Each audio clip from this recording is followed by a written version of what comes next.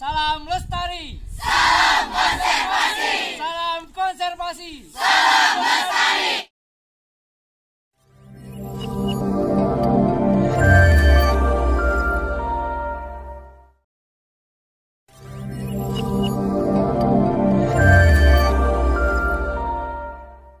Lima hal untuk menjaga silaturahim. 5 hal ini sangat penting karena kalau tidak dilakukan berarti silaturahim kita hanya silaturahiman. Ya, hubungan kita hanya hubungan bohong-bohongan gitu. Ya. Makanya kalau ini dilakukan, insya Allah itu silaturahimnya berkualitas. Betul-betul dia silaturahim. Yang pertama adalah mendoakan di saat mereka berpisah. Ya. Jadi kalau kita berpisah setelah bertemu, ya itu doakan. Gitu. Jangan malah yang kedua nih, misalkan menceritakan kejelekannya. Jadi harus kita ini untuk menjaga silaturahim ketika berpisah jangan menceritakan kejelekan saudara kita. Jadi yang pertama sudah mendoakan, ya. Kemudian jangan menceritakan kejelekan, bahkan simpan kejelekan saudara kita di depan orang lain. Ya. Kalau sudah berani sebaliknya dari 5 hal ini, ya, sebaliknya dari 5 hal ini berarti dia tidak benar-benar menjaga silaturahim. Hanya silaturahim, bohong-bohongan saja, ya. Tapi kita ketika berpisah mendoakan, ya Allah, semoga misalkan siapa di sini tadi ada Ahmad Jami, ya, semoga Jami ini nanti jadi orang sukses gitu ya, bisa membawa gitu hal-hal positif yang disampaikan. Jadi doakan. Nah, tidak menceritakan kejelekan saudara kita. Kemudian yang berikutnya hanya menceritakan hal yang baik saja. Ya, yang tadi kebalikannya. Ya. Ini malah senangnya menceritakan kejelekannya. Aib-aibnya yang diceritakan. Si itu mah korengan. Si itu mah ternyata kakinya teh ada perpecahan antar suku. Apa gunanya diceritakan hal begitu? Itu kan hal negatif dari saudara kita, harusnya dijaga, disembunyikan aib-aib saudara kita gitu ya. Ini itu ya, karena waktunya juga habis. Terima kasih atas kesempatannya. Bapak senang bisa silaturahim dengan kalian, menjaga silaturahim berarti ya, karena setahu Bapak nggak ada yang bermasalah dengan Bapak ya. Baik-baik saja, jadi kita menjaga silaturahim. Kalau ada yang pernah terputus, ini ya sambungkanlah silaturahim ya, supaya kita mendapatkan tadi banyak keutamaan dari bersilaturahim itu. Terima kasih. Wassalamualaikum warahmatullahi wabarakatuh. Mangga. Nah, untuk selanjutnya itu sesi tanya jawab atau diskusi.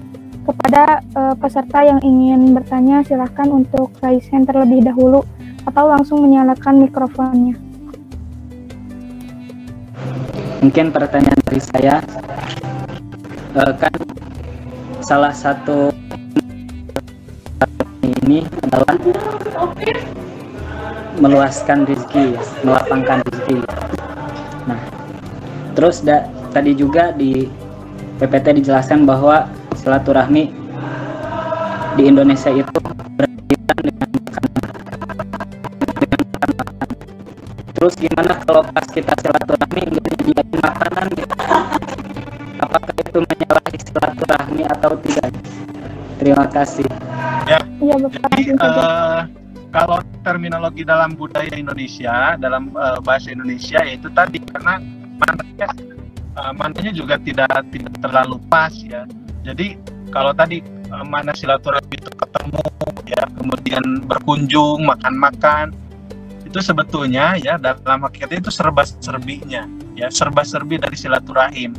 Ketika kita bertemu ya, kemudian tadi kata Jami tidak ada makanan sama sekali, ya nggak apa-apa sebetulnya, asal ketika kita bertemu ini dalam suasana atau dalam perasaan yang senang gitu. Kita ketemu dengan saudara kita senang, kemudian membicarakan hal yang positif ya. Tapi kalau ada makan itu lebih bagus gitu, lebih kerasa gitu budaya silaturahimnya. Tapi kalaupun tidak ada makanan karena keterbatasan ya nggak masalah ya. Dan yang penting itu esensinya ya, esensi yang penting, dan esensi itu lebih kepada hati yang senang, hati yang lapang, hati yang memaafkan, saling memaafkan, mendoakan saudaranya ya. Tapi kalau ada makanan serba-serbi ya, dan itu bisa menguatkan sebetulnya, lebih membuat silaturahim lebih bermakna gitu. Karena mungkin orang ketika ada makanannya itu yang lebih teringatnya gitu. Tidak masalah gitu ya. Itu menurut Bapak begitu. Mangga. Baik, terima kasih Bapak atas jawabannya. Kepada Saudara Jami, apakah jawabannya sudah dirasa cukup atau ingin menambah terlebih dahulu? Ya, mungkin untuk jawabannya sudah cukup gitu. Namun ingin bertanya lagi, kalau di negara lain itu apakah sama gitu, suka ada makan-makan atau tidak? Terus kalau di negara lain lebih banyak atau seadanya sama kayak di Indonesia? Bagaimana kalau di negara lain? Ya, sebetulnya tergantung ya. Tidak patokannya bukan negaranya, tapi bagaimana orangnya. Ya, bagaimana orangnya. Bapak pernah berkunjung misalkan ke temannya dari teman, ya. Bapak diajak oleh teman untuk berkunjung ke temannya di Malaysia. Dan itu luar biasa, makanannya tuh jauh lebih banyak dari yang kita sajikan gitu. Karena orangnya soleh gitu, orangnya baik, pengusaha gitu. Ya. Jadi tidak tergantung negaranya, tapi memang rata-rata itu lebih banyak dari apa yang kita sajikan. Ya, kalau di luar itu rata-rata lebih banyak. Misalkan kayak di mana ya? Kalau ke Saudi Bapak belum pernah bertamu ya, tapi hanya umroh saja. Ya, tapi kalau cerita-cerita orang yang kalau dijamu di Saudi itu, ya apalagi pas orangnya yang soleh, yang itu luar biasa jamuannya gitu. Bahkan istilahnya tamu di sana itu benar-benar seperti raja gitu. Jadi di servis full gitu. Segala kebutuhannya itu disiapkan. Dan makanan itu yang disajikan makanan terbaik. Mungkin di antara kita ya bisa saja ada yang ngasih makan itu sajiannya ala kadarnya gitu. Tapi kalau orang-orang di luar itu yang paham agama, yang dia mengerti bagaimana pahala memuliakan tamu, ini biasanya mereka mengeluarkan full gitu ya. Apa yang mereka punya itu dikeluarkan. Ya.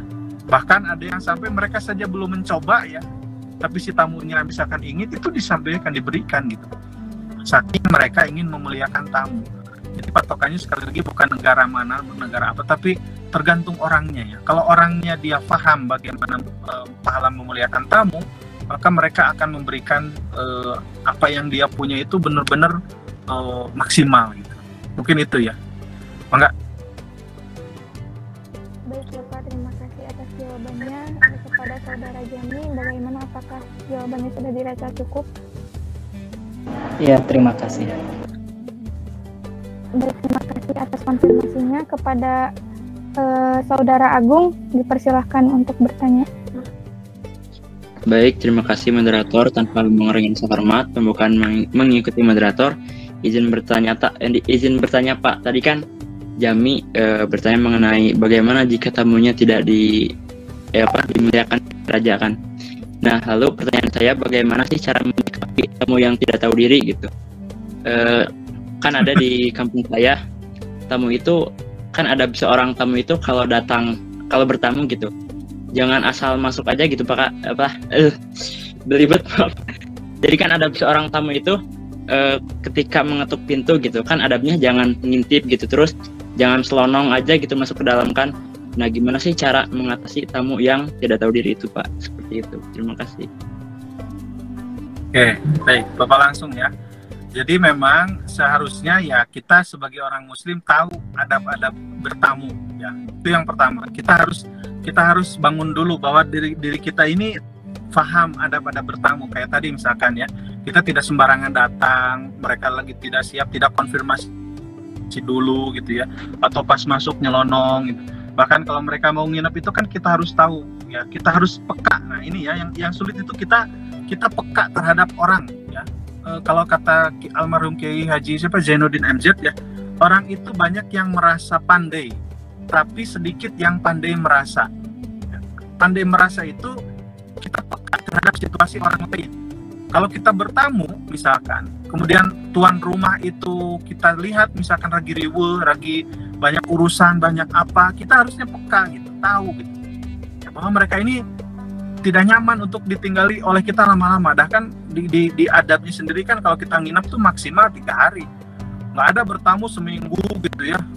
Bahkan nanti betah-betah jadi lama di situ karena enak, diservis terus, dilayani terus, makan enak terus, jadi nambah lah gitu ya, awalnya 3 hari jadi 5 hari, seminggu. Itu juga salah ya, kita tidak ngerti adab bertamu. Tapi bagaimana kalau kejadian kita didatangi tamu yang tadi tidak paham tata krama bertamu gitu ya. Bagaimana gitu? Yang pertama tentu kita harus yakini dulu bahwa orang yang memuliakan tamu ya, bagaimanapun tamunya, kan di dalam konteks memuliakan tamu itu tidak dilihat tamunya benar atau tamunya nggak benar. Yang penting kita muliakan dulu. Ya, kita harus yakini bahwa ketika kita memuliakan tamu, itu insya Allah pahala kebaikan akan datang kepada kita. Ya, niatkan itu, kita ibadah di situ. Ya, tapi kalau misalkan ini sudah sampai mengganggu, gitu ya, kemudian ya tadi tidak tahu dirinya udah keterlaluan lah, gitu ya, itu kita sampaikan saja, tidak masalah. Cuman yang jadi masalah itu orang Sunda nggak enakan. Orang Sunda ini nggak enakan, beda dengan orang Jawa. Orang Jawa kalau ada yang tidak sesuai dengan sikap dia atau tidak sesuai dengan perasaan dia, udah langsung disampaikan, kan begitu orang Jawa itu. Nah, tapi kalau kita orang Sunda ya wajar, nggak masalah ada rasa nggak enakan, tapi jangan juga jadi menyusahkan kita juga gitu ya. Misalnya tadi bertamunya lebih dari 3 hari. Ya bikin aja alasan-alasan yang bukan berbohong, tapi alasan-alasan halus yang mungkin kita mengingatkan kepada dia kita ada urusan lain ya. Yang penting kita sampaikan dengan aksan ya, dengan cara yang baik. Tidak lantas juga kita kamu udah 3 hari kan diusir gitu, udah 3 hari nih. Dalam Islam juga kan 3 hari, masa masih mau dilanjut nggak gitu juga gitu. Tapi disampaikan gitu, kita ada urusan, kita ada apa gitu. Mudah-mudahan ini bisa menyadarkan gitu. Tentu yang terakhir mah ujung-ujungnya kita sambil berdoa saja, ya Allah, mudah-mudahan si orang ini diberikan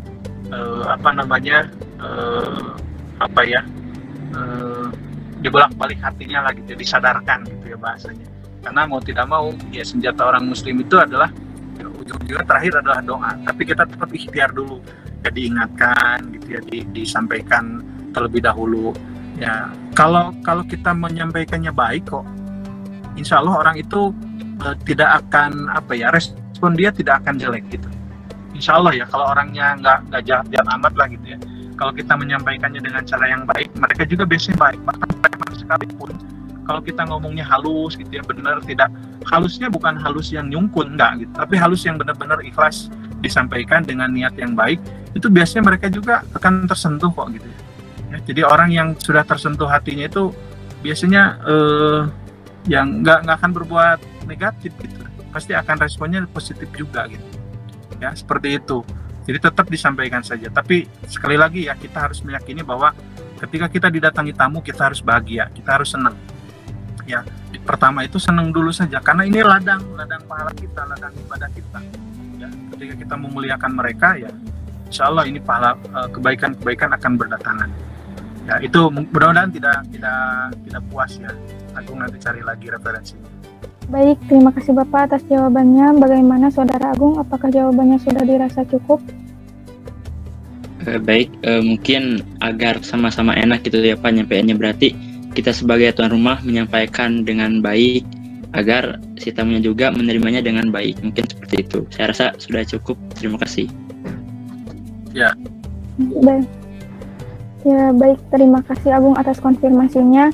Berhubung waktunya sudah habis ya, terima kasih kepada Bapak Dr. Dita Agustian SPD MPD yang telah memaparkan materi dan telah menjawab dari pertanyaan rekan-rekan semua, dan dapat disimpulkan bahwa silaturahim ini berawal dari kisah Rasul dan sahabat.